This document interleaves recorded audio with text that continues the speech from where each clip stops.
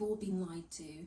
Madeira is not the Hawaii of Europe, and I don't really understand why the two are compared.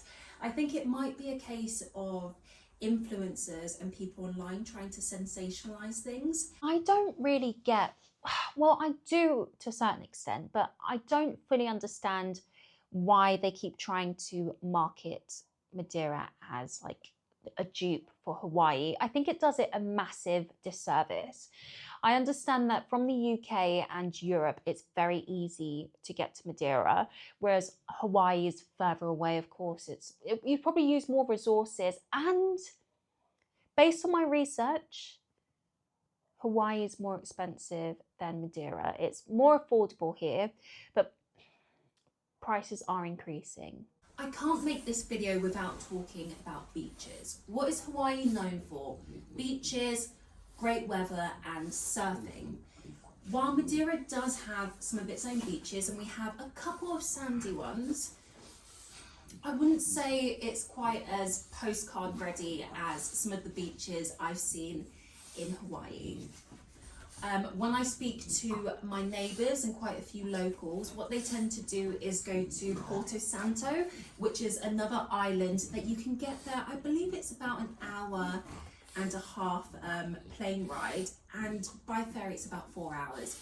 Don't do that, that's really long. I did that once, was not fun. But what the locals do is if they want some sunshine, some beach, they head there, they spend a couple days, really enjoy the island, which is essentially one giant beach, and it's been voted like the best beach in Europe multiple times. It's absolutely beautiful.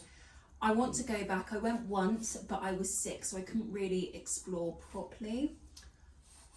But they have quite a few caves and I want to try some of their hikes, so that's on my list.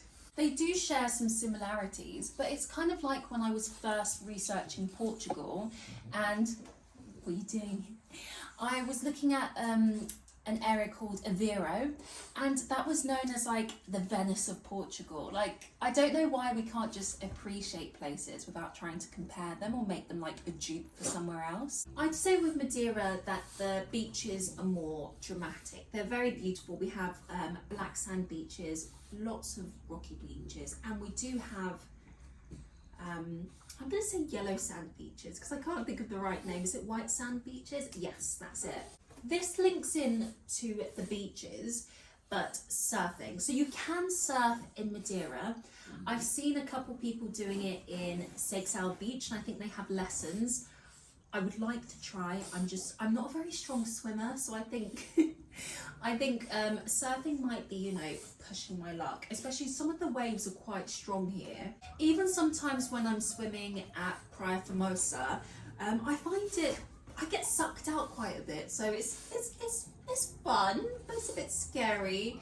Oftentimes they have closed the beach due to like severe weather warnings, which is just like when we have a bit of rain, or a lot of rain. It's not quite the same as Hawaii, where there's more of a surfing culture.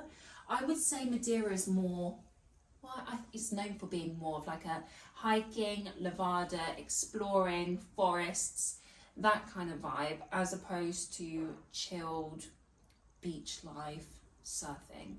Do you understand what I mean? This won't surprise anyone. It's obviously the weather. So Hawaii is tropical, whereas I'd say Madeira is more subtropical, especially if you live higher in the mountains. I'm always preaching about this, but it can get really cold. Whereas if you're on the south by the coast, the temperatures are completely different. Philippe just charged me. By this point, we're all familiar with microclimates. So essentially, you could go through a tunnel, start where it's rainy, and come out, it's sunny, it's clear, it's bright, it's beautiful. It's actually really strange, and I'm not quite used to it yet. But there are web cameras on the island that you can see different areas and get a better prediction of what the weather's like. He's stuck. Come. Philippe, you know how to get up. Come on. This point may be slightly controversial, but this is based on my research, okay? Not your research. Madeira as a whole is more affordable than Hawaii, and Hawaii has an extreme level of tourism, whereas Madeira isn't quite at that level, which I think is a good thing. It's still, I mean, tourism is increasing here, of course, but when compared to Hawaii, it's still a lot lower. It's still very calm, relaxed, and chilled here. So I don't know if you can hear that, but there are people, I don't know what they're doing, but basically they put like some sort of exhaust thing on their motorcycle, and it makes it louder, and they just go up and down and up and down.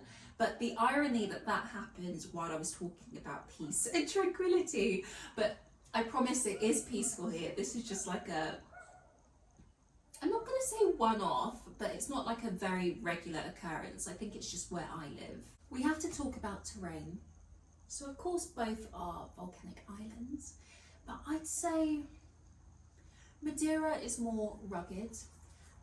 There's more variety here. So we have dense forests, and I'd say like high peaks, and it's just more mountainous. There's more terrain, there's more variety, which is absolutely amazing, and it stops you from getting bored on the island. So if you've had enough of one thing, let's say I want to do a steep climb, okay, I've done that, I've got that out of my system. I've said this before, but when you go to the north, especially when you first come out the tunnel and you see all the mountains and all the greenery, it literally feels like you're in Jurassic Park. Like, it doesn't feel real, and I don't ever want to reach a point where I don't appreciate that beauty, because you know, you can get like after a while, like beauty blindness. Like, it becomes so familiar and you're so used to it that you no longer like see how amazing it is. And I never want to reach that point, because every time I see it, I'm just in absolute awe. Philippe has decided he doesn't know how to get back on the sofa anymore. You may notice that the surroundings are a bit different, and you know what, I'm just going to say it. Inside the house was quite dark. Normally I try to film up on the terrace, but some of my neighbours have family visiting, and there's this dog that every single movement I make, he just barks non-stop, constantly. He's a great guy, he's very cute, just very alert, like too alert. Go to sleep.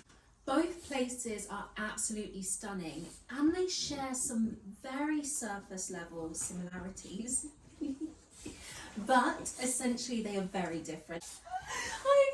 I know, you're happy. My phone ran out of memory and I didn't realise, and I was talking for like another 10 minutes. But let's get back onto track.